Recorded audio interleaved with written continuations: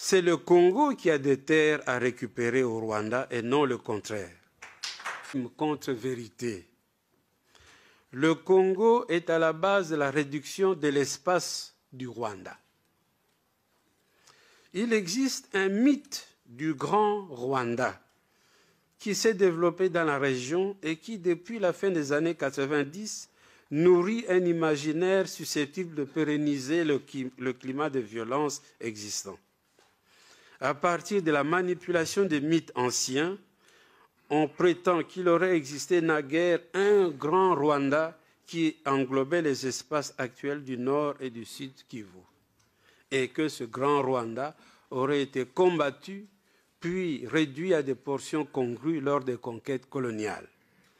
Cette nouvelle situation aurait été adoptée par la conférence de Berlin, puis, après les indépendances, par le deuxième sommet de l'OUA en 1964, qui a opté, comme vous le savez, sur le principe de l'intangibilité des frontières.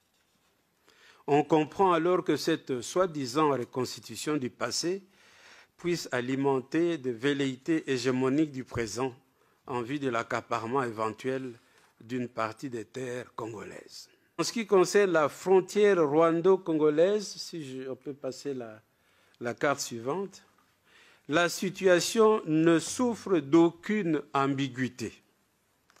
S'il faut revenir à la première carte de la région du 1er août 1885, c'est le Congo qui a des terres à récupérer au Rwanda et non le contraire. Car sur cette carte initiale, si vous pouvez bien regarder ce coin-là, sur cette carte initiale, la partie occidentale du Rwanda était congolaise. C'est l'expédition du comte allemand von Gotzen faisant la découverte du lac Kivu en 1884 qui permit la réouverture des négociations qui aboutirent à la signature de la Convention du 11 août 1910 avec l'Allemagne, fixant la frontière actuelle avec le Rwanda et le Burundi.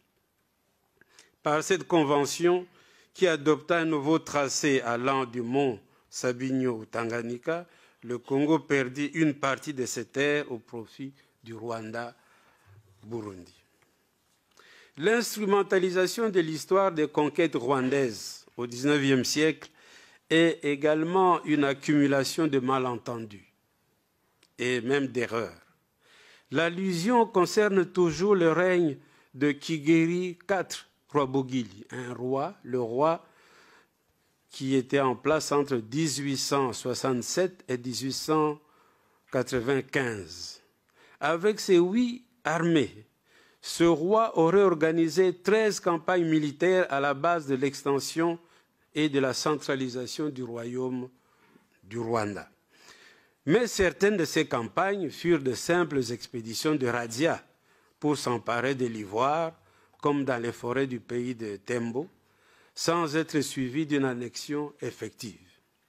De même, toutes ces campagnes ne furent pas toujours couronnées de succès, comme dans le sud contre le Burundi ou encore contre